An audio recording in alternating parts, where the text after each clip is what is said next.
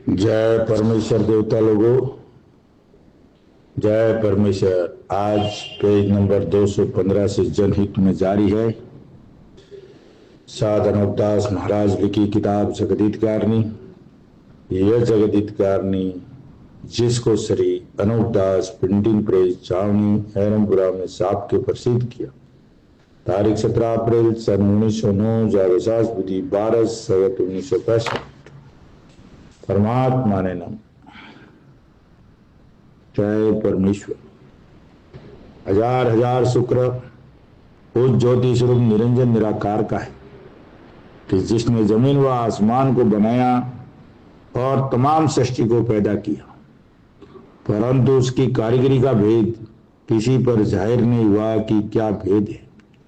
फिर मेरी जबान से ईश्वर परमात्मा की तारीफ अदा नहीं हो सकती और दूसरा मजमून बतौर समुद्र के सो कलम से लिखा जाता कि जो जो करतब मैंने इन सौदागर महाजनान के देखे वो अजब तरह के नजर आए, जिससे मुझ गरीब साध अनूपदास को तमाम जान के हिंदू मुसलमान और साध संत और पंडित फकीर और मुल्कों मुल्कों के राजा महाराजा और सातों आठों और सब विलायतों के बादशाह और दीगर अंग्रेज वगैरह की खिदमत में हाथ जोड़कर अर्ज करना लाजिम आया कि जिसको जादूशाला और राक्षस विद्या और काफिर विद्या और इंद्रजाल कहते हैं, वो एक किस्म का पाप है कि जिस तरह से रावण ने चलाया था और मैं और मौत को कब्जे में कर ली थी, पाप के सबब से यानी होम करा करा के बुद्धि भी भ्रष्ट कर दी थी। इंद्रजाल के पाप से और काल वगैरह पड़ा पड़ा करके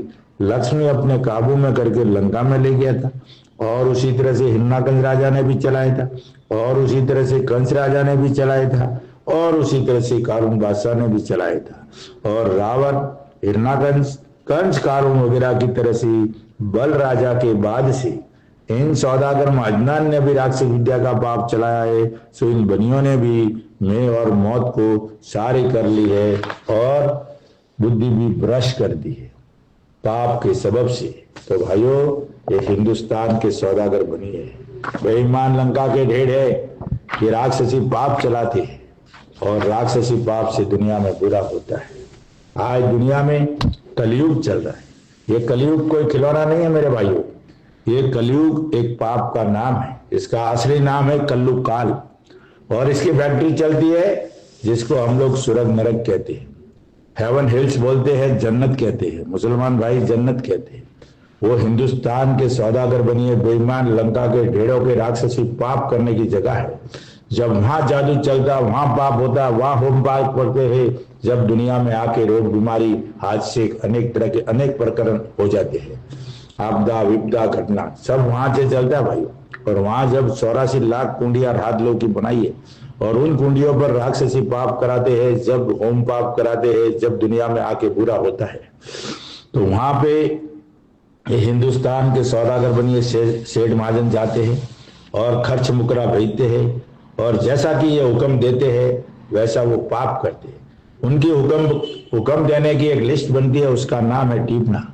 ये टीपना सिर्फ और सिर्फ हिंदुस्तान के सौदागर बनियों की एक, जैसे राशन कार्ड की लिस्ट कैसे होती है, जैसे आधार कार्ड की लिस्ट कैसे होती है, जैसे कोई भी चीज की भारत सरकार में कैसे लिस्ट होती है, वैसी की वैसी ये हिंदुस्तान के सौदागर बनिए टीपना के जरिए एक अपना पैरोग्राम सेट किया हुआ है, और उसके जरिए पहले तो दुनिया में बातें फैलाते हैं, फिर वो दिन और मिनती आती है जब उस हिसाब से इनको इनके सुविधा के अनुसार जो अच्छा लगता है, इनको इनके फायदे के लिए जो इनका फायदा बढ़ता है वैसा वो काम करते हैं।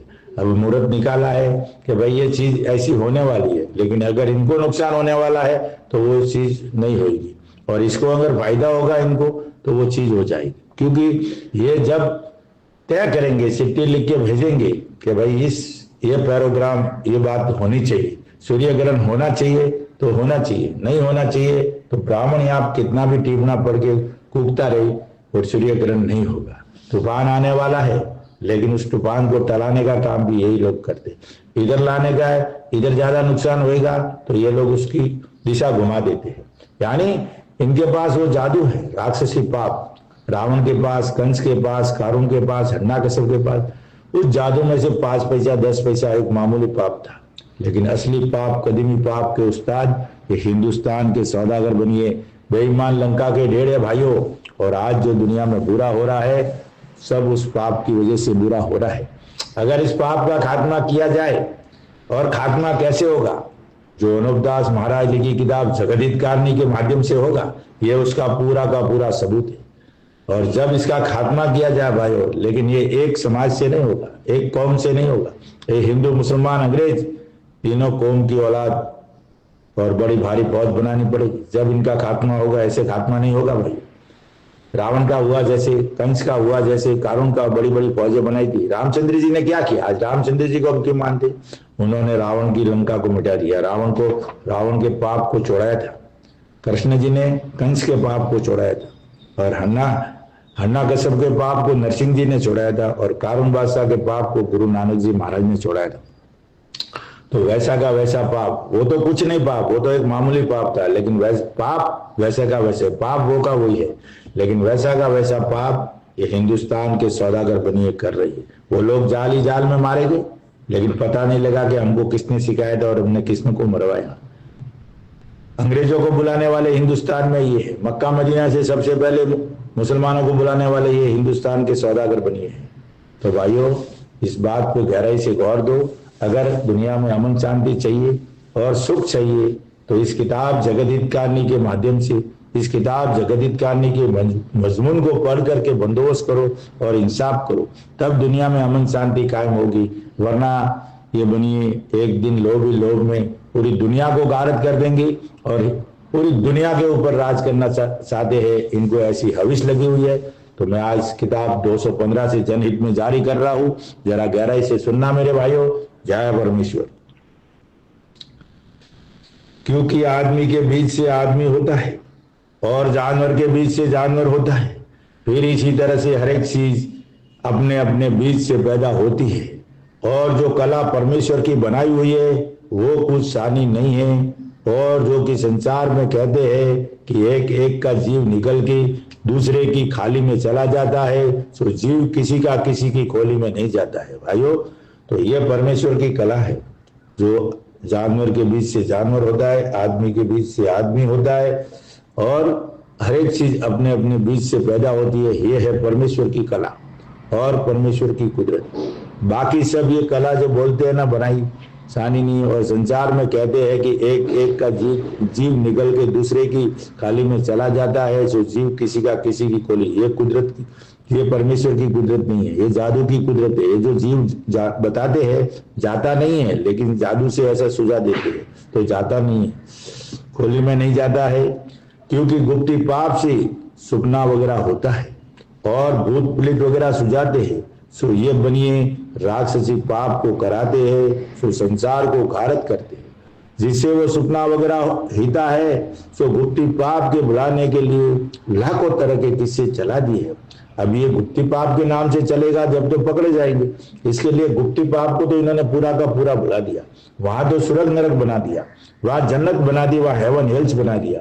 अगर उस बात को ऐसे बोल दे कि वहां मालिक पाप करता है, और या कोई भी वहां मालिक सजा देता पाप करता है और ये सब करता है, और वहां से सब पाप होता है और वहां पे कोई बैठा है, तब तो पकड़े जाते। लेकिन उस बात को तो भुला दिया इन लोगों ने, क्योंकि वो तो मालिक की दरगाह सुझा दी कि मालिक सजा देता है। यहाँ तो कुछ है नहीं। स्वर्ग नरक वो तो आसमान के ऊपर बनाया, लेकिन ये स्वर्ग नरक जो बात करते हैं ना, वो जमीन के ऊपर है। कोई समुद्र के टापू के बीच में 84 लाख कुंडियां बनाई है और स्वर्ग नरक के नाम से ये लोग चलाते हैं।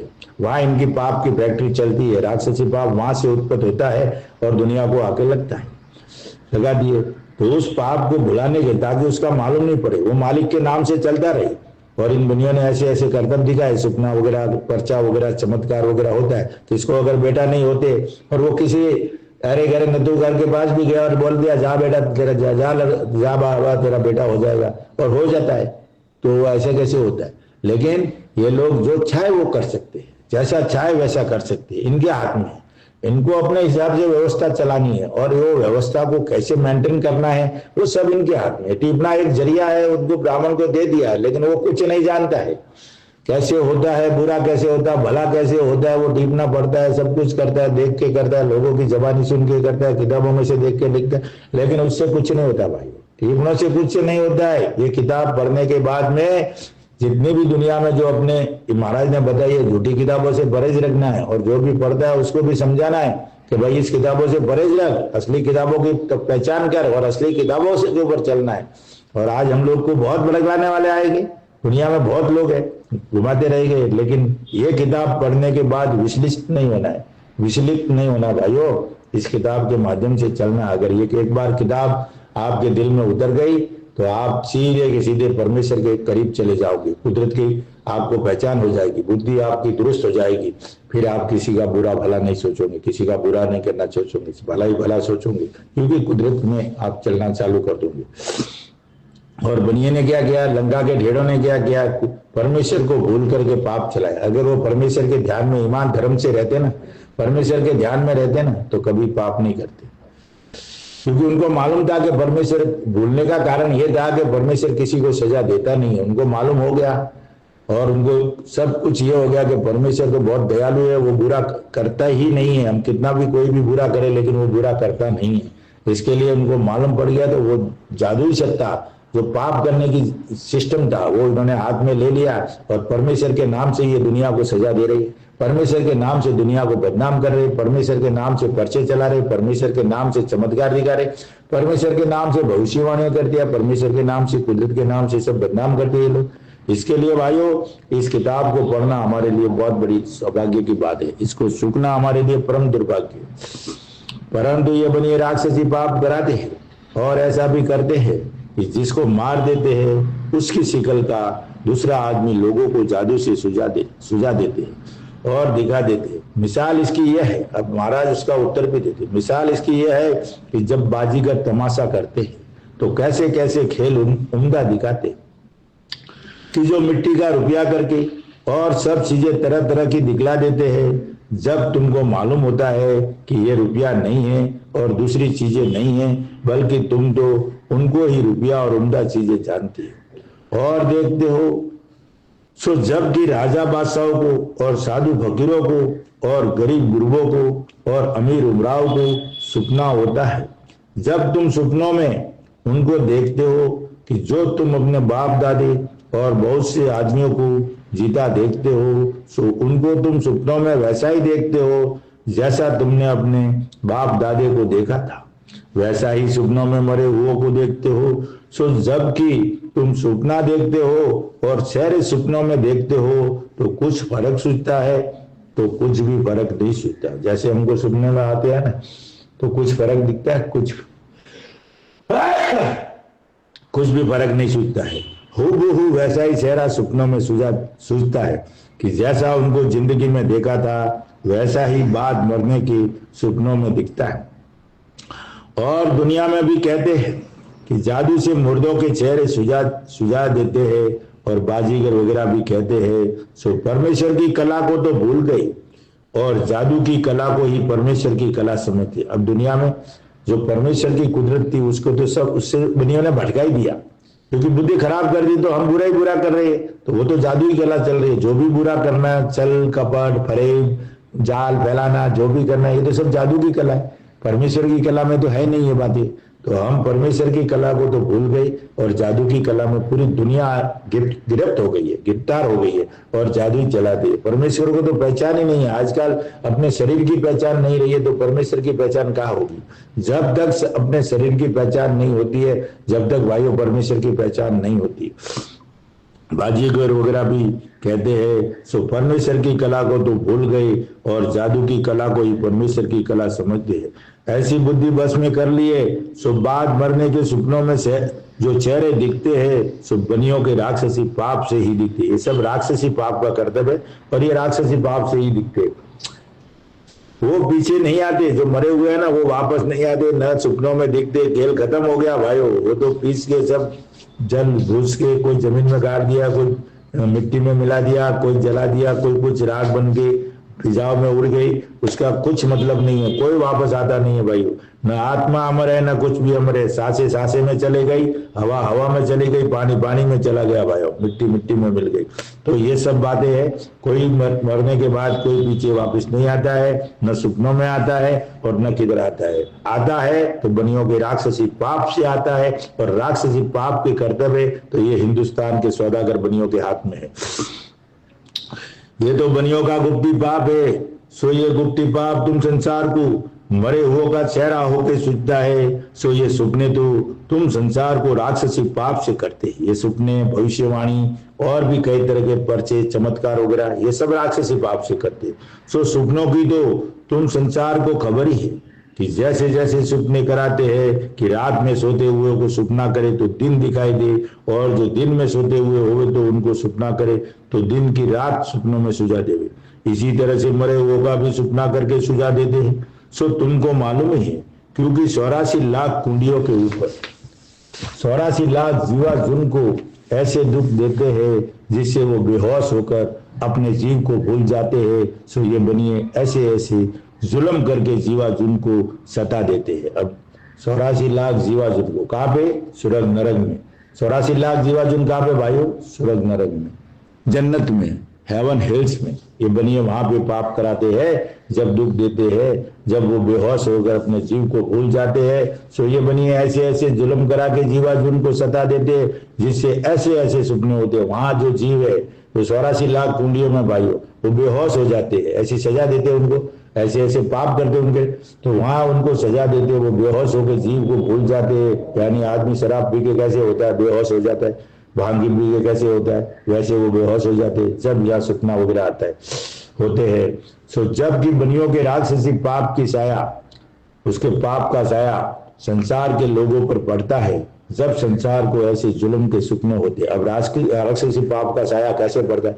अब हम राजस्थान में ऐसे कहते हैं ना कि वो ऊपर से भाग गया तो केयरलेस हो गया, एक बाजू का अंग रह गया, और इधर से वो निकला रथ मालिक का, तो ये हो गया, ये एक बदन ऐसा रह गया।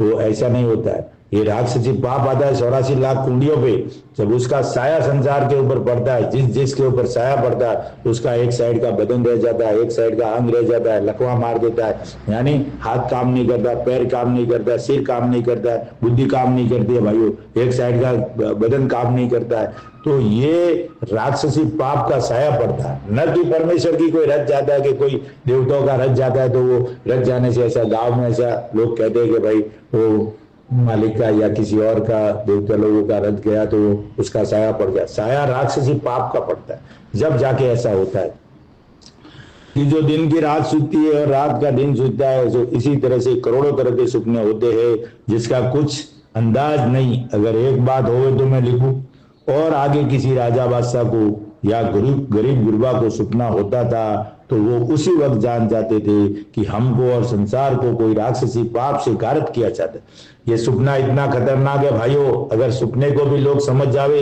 तो ये किताब पढ़ने की जरूरत ही नहीं है, क्योंकि सपना अगर जिसको आ गया तो समझ जाना कि कहीं न कहीं राक्षसी पाप हो रहा है और हमको और पूरी दुनिया को गारत करने के लिए सपना आया है। ये समझ के चलना भाई, सपना कोई अच्छी बात नहीं है, सपना बहुत बुरा है, और जिस राक्षसी पाप से ही सपना होता है, कोई परमेश्वर या कुदरत का सपना नहीं आता है।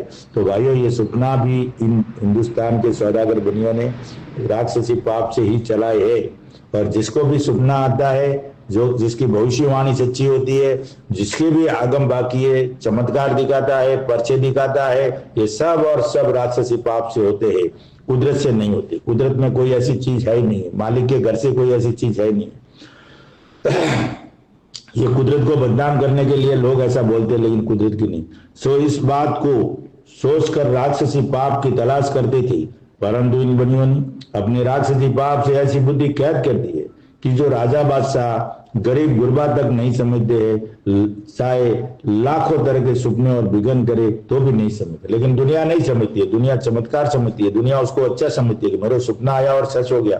तो ये सब बातें जाल की है भाइयों, और ये सपने वगैरह चमत्कार वगैरह ये सब राक्षसी पाप के है, क्योंकि इन बनियों ने अपने राक्षसी पाप से संसार के लोगों की ऐसी बुद्धि कैद कर दी है कि जो समझाए से भी नहीं समझते। अब इनको समझाने जावे तो ये समझ में भी नहीं आती है ये बात, कैसे कैसे हो सकता है, क्योंकि बुद्धि भ्रष्ट है ना। बुद्धि उन्होंने बड़ियों ने पहले ही कैद कर दी है। अगर बुद्धि दुरुस्त हो तो वो बात समझ में आती है, नहीं समझते हैं। जिस तरह से कि राजा भोज और बोलिया धोबी की विद्या कहते हैं, सो तो सब दुनिया ने सुनाई है। सो देखो भाई, खोलिया में किसी का भी जीव नहीं जाता है। राजा भोज की और बोलिया धोबी के किस्से, ऐसे कई प्रकार के किस्से, वो तो दादा अपने पोते को सुनाते ही है, लोगों में कहानियां सुनाते ही है, वो तो सब बोलते हैं और सब जानते हैं, मगर सच्ची बात कोई नहीं जानता भाई।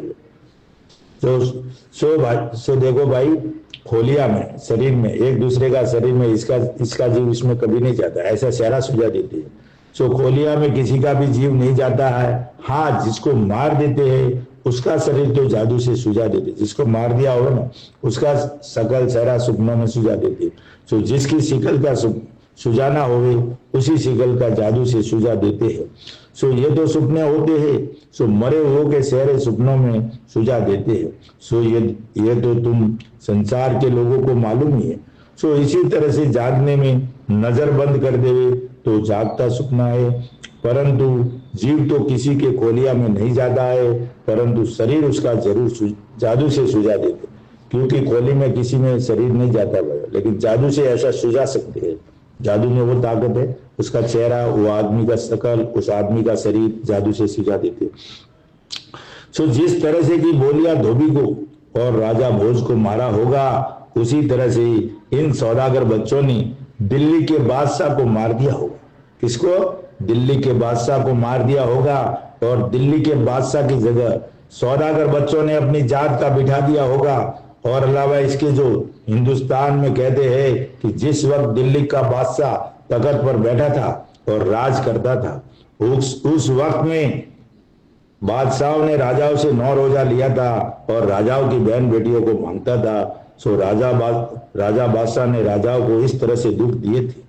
सो खबर नहीं कि इन सौदागर बच्चों ने अपने जादू के जुल्म से बादशाह की बुद्धि भ्रष्ट कर दी होगी, इससे बादशाह जुल्म करने को लग गए होंगे। परंतु इस बात का असली हाल मुझको मालूम नहीं कि बनियों ने दिल्ली के बादशाह को मार के अपनी जात का तख्त पर बिठा दिया होगा। सो इस बात को तो बनियों की ही जात के जाने। अब भाइयों देखो कितनी बड़ी बात अनंतदास जी महाराज ने लिखी है, गौर करो, इसके ऊपर सोचने की बात है कि इन सौदागर बच्चों ने दिल्ली के बादशाह को मार दिया होगा। अब वो जुल्म चला, 9 रोजे लिए ना, तो कोई बादशाह ने नहीं लिए भाइयों, ये हिंदुस्तान के सौदागर बनियों की करतूत है। और इन्होंने सब खेल खेला है। बादशाह को मार के वहां बनिया बैठ गया, दिल्ली के बादशाह की जगह सौदागर बच्चों ने अपनी जात का बिठा दिया होगा। और अलावा इसके ये जो हिंदुस्तान में कहते हैं कि जिस वक्त दिल्ली का बादशाह तख्त पर बैठा था और राज करता था, उस वक्त में बादशाहों ने राजाओं से 9 रोजा लिया था। अब देखो भाई, बादशाह को मार के बनिया बैठ गया और खेल किसने खेला? बनियों ने खेला 9 रोजों का। और बदनामी किसको लगी? बादशाह के ऊपर लगी। तो ये राजाओं को सोचना चाहिए कि इन बनियों ने राजाओं के साथ में कैसे कैसे जुल्म किए। खेल तो इसने खेला, हिंदुस्तान के सौदागर बनिए ने, और बदनामी लगा कि बादशाह के ऊपर। ये इसका किताब जगदीत का नहीं सबूत है। मैं राजपूत समाज से और पूरी दुनिया के राजाओं से कहता हूं कि भाइयों इस किताब को एक बार जरूर पढ़िए मेरे भाइयों, और इस किताब पढ़ के बंदोबस्त करो। ये बनियों ने अपनी समाज के साथ, अपने औलाद के साथ कैसे कैसे कलंकित किया इन लोगों ने, कि आज ये बात दुनिया में चलती है तो कितना आक्रोश आता है, कितना ये रो होने चाहिए। उनको तो 1 मिनट जिंदा रहने का हक नहीं है भाइयों। राज के उस वक्त में बादशाहों से, राजाओं से 9 रोजा लिया था और राजाओं की बहन बेटियों को मांगता था। सो बादशाह ने राजाओं को इस तरह से दुख दिए थे। सो खबर नहीं कि इन सौदागर बच्चों ने अपने जादू के जुल्म से बादशाह की बुद्धि भ्रष्ट कर दी होगी, इससे बादशाह जुल्म करने को लग गए होंगे। परंतु इस बात का असली हाल मुझको मालूम नहीं कि बनियों ने दिल्ली के बादशाह को मार के अपनी जात का तख्त पर बिठा दिया होगा। सो इस बात को तो बनियों की ही जात के जाने। सो इस का भेद संसार के लोगों को और राजा बादशाहों को बिल्कुल मालूम नहीं है। परंतु दिल्ली के बादशाह ने इस कदर ख्याल नहीं किया कि मैं राजाओं पर इतना जुल्म करता हूं, सो मेरे जुल्म करने की खबर दूसरे बादशाहों को होगी। जब दूसरी बादशाह के लोग मेरी बादशाह को जुल्म करने की वजह से ले लेंगे। जब तो हम कुल मुसलमानों की औलाद डूब जाएगी, सो इस बात का ख्याल बिल्कुल नहीं किया। और ना पहले बादशाह ने किया, सो बनियों ने जादू के जुल्म से बुद्धि भ्रष्ट कर दी होगी, इस वजह से कुछ भी ख्याल नहीं किया होगा। और जो बुद्धि को भ्रष्ट नहीं किया होगा तो बनियों ने दिल्ली के बादशाह को मारकर अपनी जात का शख्स तख्त पर बिठा दिया होगा, जिसे राजाओं के ऊपर जुल्म करने को लग गया होगा। क्योंकि जब बनियों के कुल का तख्त पर बादशाह बन के बैठ गया, जब तो राजाओं को और संसार के लोगों को डबोना ही चाहते हैं। इस वजह से ऐसा फरेब किया होगा। देखो भाई, सोचने की बात है।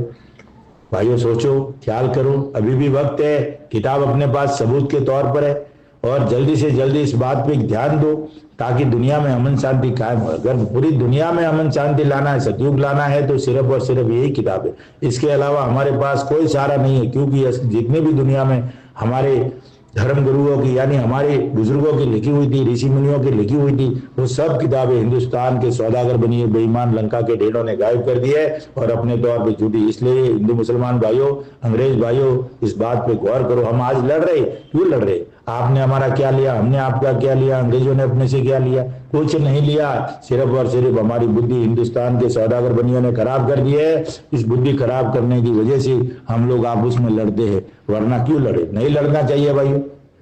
और इस पाप का खात्मा करने के लिए सब एक दिल होके, इस पाप को मिटाने के लिए हमको सक्षम होना चाहिए। हमको एक दिल होके इस काम पाप का खात्मा मिटाना चाहिए। बनिए तो कई कई तरह से फरेब करेंगे। बैठ गया होगा जब तो राजों को और संसार के लोगों को डबोना ही चाहते हैं, इस वजह से ऐसा फरेब किया होगा। तो जब इस बात को किया होगा, जब संसार के लोगों की और बादशाह के भाइयों की और एहलकारों की और बादशाह के बेगमों की नजरों को जादू के जुल्म से बंद कर दी होगी। जब दिल्ली के तख्त पर बनिया बैठ गया होगा ना बादशाह को मार के, तो सबकी नजरें बंद कर दी होगी। उनको ऐसे ही दिखा होगा कि अपने ही राजा है और अपने ही राजा जुल्म करता है भाइयों, और सबकी नजरों को ऐसे ही सोचता होगा कि वो अपना राजा बन के बैठा। और प्रजा को, रैयत को, आने वाले लोगों को जादू में वो ताकत है जो चाहे मदारी खेल करके फल फूल दिखा देता है। तो ये तो पूरे असली कदमी पाप के उस्ताद है। पाप इनके घर की फैक्ट्री है, जो चाहे वैसे कर सकते भाइयों। इसके लिए उन्होंने ऐसे ही किया होगा, बंद कर दी होगी, जिसे सब एहलकार वगैरह को और भाई बेटों को और बादशाह की बेगमों को बनियों के कुल का बादशाह ही सूझा होगा।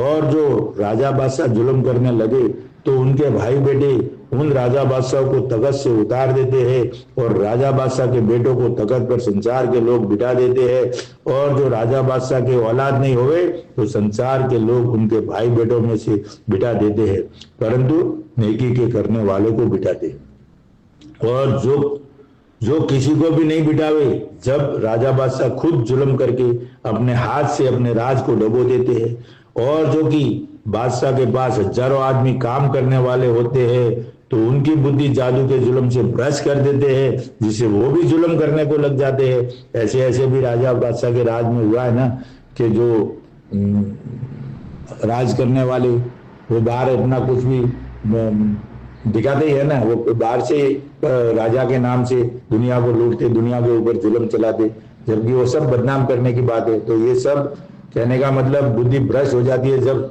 राजा और प्रजा सब बुरा करने को लग जाते हैं। और दूसरों को ये बनिए जादू से ऐसा सुझाते हैं कि जो जुल्म करता है उसको ऐसा जानते हैं कि राजा का धनी है, राज का धनी है, सो जुल्म करे तो करने दो। और यही बनिए वापस उस राजा की दुनिया में बुराई फैलाने चल गए, राज का धनी है, दुनिया को चढ़ाते, दुनिया को और ज्यादा भड़काते कि राज का धनी है, जुल्म करे तो करने दो।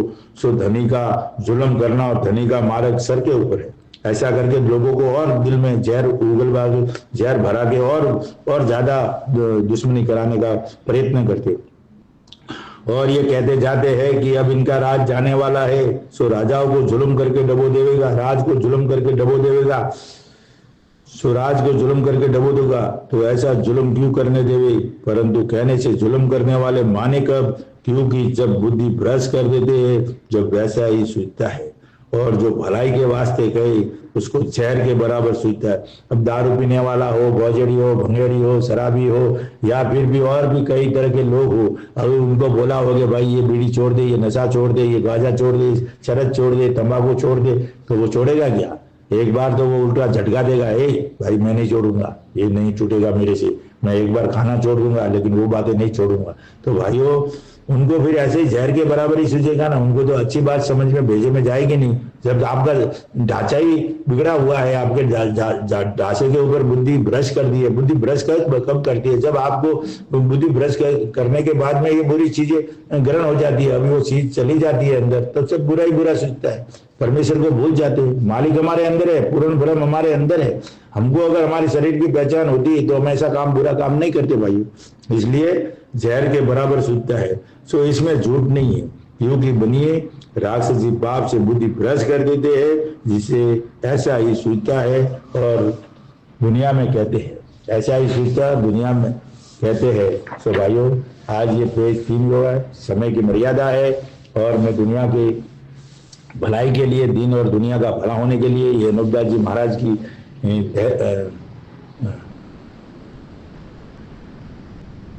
किताब जगदीप कारणी के माध्यम से ये संदेश पहुंचाना चाहता हूं। तो आप, ये दलील है अनूपदास जी महाराज की, तो इस दलील के जरिए आप अनूपदास जी महाराज को भी बुला सकते हैं, और ये दलील के जरिए आप समझ भी सकते हैं कि क्या सच है क्या झूठ है। आप जब तक इस किताब को एक बार नहीं पढ़ोगे, जब तक आपको समझ में नहीं आएगी भाइयों। और इसको पढ़ना हमारे लिए सौभाग्य की बात है और सुअवसर है, इसको भूलना हमारे लिए परम दुर्भाग्य है। और संपर्क के लिए 8905653801। और भाई, हर महीने की 17 तारीख को ये किताब निःशुल्क मिलेगी, छावनी हरनपुरा 307027 राजस्थान। जय परमेश्वर भाइयों, और आपका दिन शुभ रहे। कल से पेज चालू होगा 219। जय परमेश्वर।